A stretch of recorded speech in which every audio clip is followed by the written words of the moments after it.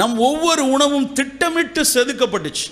இது ஒரே நாளில் படைக்கப்பட்ட விஷயம் கிடையாது. அனுபவம் ரீதியாக, மரபு ரீதியாக, நம் சூழல் கற்றுக் கொடுத்தது ரீதியாக, நம் தொழில் கற்றுக் கொடுத்தது ரீதியாக அந்த அனுபவங்களின் கோர்வை தான் நமக்கான உணவு திட்டமைப்பு. ஒவ்வொரு உணவு செதுக்கப்பட்டதும் எதை வற்றலாக்க வேண்டும், எதை பொரிக்க வேண்டும், எதை கூட்டாக சாப்பிடணும், எதுக்கு குழம்பு வைக்கணும், எதில் ரசம் செய்யணும்னு ஒவ்வொரு விஷயத்துக்கும் ஒரு அர்த்தம் இருக்குது. புடலங்காயோ பீர்க்கங்காயோ சொரக்காயோ அது நீர் காய்கறிகள். அந்த நீர் காய்கறிகளை கூட்டாக தான் செய்யணும். அதை போய் ஃப்ரைடாக பண்ணி அது யாரோ ஒரு செஃப் வெள்ளை கலர் தொப்பி போய்ட்டு நான் டிவியில் அப்படி ஆடி இப்படி ஆடி நீங்கள் புடலங்காயை எடுத்து நல்லா வாட்டி அப்புறம் ஃப்ரை பண்ணி சாப்பிட்டீங்கன்னா அவ்வளோ நல்லாயிருக்கும். ருசிக்காக மட்டும் நாம் சாப்பிட்டவர்கள் இல்லை நண்பர்களே. விட்டா விரலை கூட வெட்டி பஜ்ஜி போட்டுருவானுங்க. அந்த அளவுக்கு எல்லாத்துலேயும் பஜ்ஜி, எதை வேணாலும் பஜ்ஜி போட்டு சாப்பிடுங்க. அப்படி உணவை எதையும் பொரித்து சாப்பிடுவதோ இது மாதிரி டீப் ஃப்ரை சாப்பிட்டு நமக்கு பழக்கம் கிடையாது. ஒரு கூட்டாக புடலங்காயை சாப்பிடும்போது அந்த புடலங்காயில் இருக்கக்கூடிய நீர்த்துவத்தோடு சேர்ந்து இருக்கக்கூடிய சத்துக்களில் பெரும்பான்மை பாதுகாக்கப்படும். ஒரு புளியில் கரைச்சி எதுக்கு சாம்பார் வைக்கணும், ரசம் வைக்கணும், புளிக்குழம்பு வைக்கணும்? கோபால் அப்படின்னு ஒரு ப்ரொஃபஸர் இதே நேஷனல் இன்ஸ்டியூட் ஆஃப் நியூட்ரிஷனில் ஒரு புத்தகம் எழுதியிருக்காரு, இந்தியன் ஃபங்க்ஷனல் ஃபுட் சென்டர்.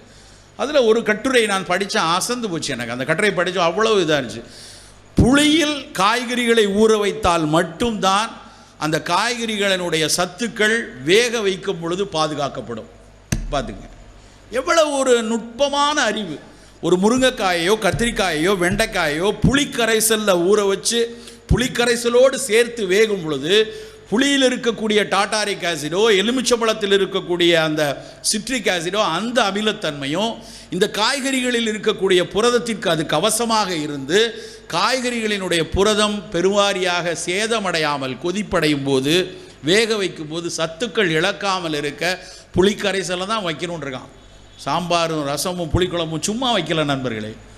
ஒவ்வொரு விஷயத்திற்கு பின்னாடியும் ஒரு அறிவியல் ஆதாரம் இருக்கிறது. அன்றைக்கு நம் பெரியோர்களுக்கு, நம் மூத்த குடிக்கு, நம் முப்பாட்டனுக்கு இந்த புளிக்கரைசல் இதில் இருக்குது டாட்டாரிக் ஆசிட், குடம்புளி, இதில் இருக்குது ஹைட்ராக்சி சிட்ரிக் ஆசிட்னு தெரியாது. ஆனால் அவர்களுக்கு தெரிந்தது அறம், அறம் சார்ந்த சிந்தனை. இதை சாப்பிடக்கூடிய என் குழந்தை உடல் நலமாக இருக்கணும், இதை சாப்பிடக்கூடிய என் சமூகம் ஆரோக்கியத்தோடு இருக்கணும், இதை சாப்பிட்டு கழிந்த மலத்தினால் கூட என் மண்ணுக்கு கெடுதல் வரக்கூடாது என்று அறம் சார்ந்து சிந்தித்ததனுடைய விளைவுதான் நம் உணவு கட்டமைப்பு. அத்தனையும் சிதைச்சிட்டு வரோம் நம்ம. ருசிங்கிற ஒரு காரணம், இல்லைன்னா ஊடகங்கள் முன்னிறுத்தக்கூடிய வெறித்தனமான ஆடல்கள், அதை நினச்சி எல்லாத்தையும் மாறணும்.